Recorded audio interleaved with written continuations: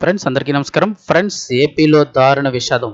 ఇలాంటి వరుస విషాదాలు ఏపీలో తీవ్ర కలకలం అయితే రేపుతున్నాయి. అసలు ఏం జరుగుతుంది ఏంటి వివరాలు తెలుసుకుందాము. చిన్న చిన్న విషయాలకే అసలు ప్రజలు ఆలోచన విధానం ఏ విధంగా మారుతోంది, సరే ఏం జరిగిందో చూద్దాం. వీడియో తప్పకుండా లైక్ చేయండి. లైక్ చేయడం వల్ల మరింత మందికి ఇన్ఫర్మేషన్ చేరుతుంది. అలాగే ఎప్పటికప్పుడు అప్డేట్స్ తెలుసుకోవడానికి ఛానల్ని తప్పకుండా సబ్స్క్రైబ్ చేసుకోండి. వివరాల్లోకి వెళ్ళిపోదాం. రాష్ట్రంలో గుండెలు బద్దలయ్యే విషాదం చోటు చేసుకుంది. ముగ్గురు చిన్న పిల్లల్ని చంపి తండ్రి బలవన్మరణం. కూతుళ్లను కంటికి రెప్పలా కాపాడాల్సిన కన్న తండ్రే చిన్నారి పారిట కాలేయముడయ్యాడు. చిన్న కారణం, భార్య వదిలేసి వెళ్లిపోయిందనే తీవ్ర మనస్తాపంతో ముగ్గురు అమాయక ఆడబిడ్డలను అత్యంత అమానుషంగా హతమార్చి ఆపై తండ్రి కూడా ఆత్మహత్య చేసుకున్న ఘోర ఉదంతం ప్రకాశం జిల్లాలో ఇప్పుడు తీవ్ర కలకలం రేపుతోంది. వివరాల్లోకి వెళ్తే, చెమకుర్తి మండలం పరిధిలోని కేవీ అగ్రహారానికి చెందిన సుధాకర్ అనే వ్యక్తికి ముగ్గురు కుమార్తెలు అచ్యుత, పూజిత, లోహిత ఉన్నారు. కొంతకాలంగా కుటుంబంలో జరుగుతున్న గొడవల కారణంగా సుధాకర్ భార్య భర్తను వదిలేసి పిల్లలను కూడా వదిలేసి వెళ్ళిపోయింది. కనీసం ఒక ఇద్దరు పిల్లల్ని తీసుకుని వెళ్ళినా బతుకునేమో వాళ్ళు. ఈ భర్త తీసుకున్న క్షణికావేశ నిర్ణయంలో ముగ్గురు పిల్లలు లేకుండా పోయారు. అయితే భార్య తనను వదిలి వెళ్ళిపోవడానికి సుధాకర్ తట్టుకోలేకపోయాడు. గత కొన్ని రోజులుగా తీవ్ర మనస్తాపానికి గురైన ఆయన జీవితంపై విరక్తి పెంచుకున్నాడు. ఈ క్రమంలో కన్నగూతులను కూడా పొట్టన పెట్టుకోవాలని నిర్ణయించుకున్నాడు. రాత్రి సమయంలో ముగ్గురు కుమార్తెలకు అచ్యుత, పూజిత, లోహితలను చంపేసి అనంతరం సుధాకర్ కూడా బలవన్మరణానికి పాల్పడ్డాడు. ఎంతో భవిష్యత్తున్న ముగ్గురు ఆడపిల్లలు వీళ్ళ అక్కర్లేని అర్థం లేని గొడవలతో ఒకవేళ విడిపోయి ఎవరికాళ్ళు బతికిన పిల్లల్ని కనీసం ఏదో ఒకళ్ళ అతని దగ్గర ఉండి ఇద్దరు పిల్లల్ని తల్లి చూసుకున్నా కూడా ఏదో విధంగా వాళ్ళ భవిష్యత్తు అయితే బాగుండేదేమో. కానీ ముగ్గురు పిల్లల్ని కూడా చంపేసి అతను ఆత్మహత్య పాల్పడ్డాడు.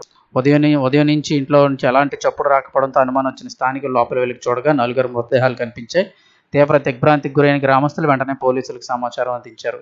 ఇంకా ఈ కుటుంబ కలహాల వల్ల ఘోరం జరిగినట్లు ప్రాథమికంగా పోలీసులు నిర్ధారణకు వచ్చారు. ఇలాంటిదే శ్రీకాకుళం జిల్లాలో ఇదే రోజు మరో విషాద సంఘటన చోటు చేసుకుంది.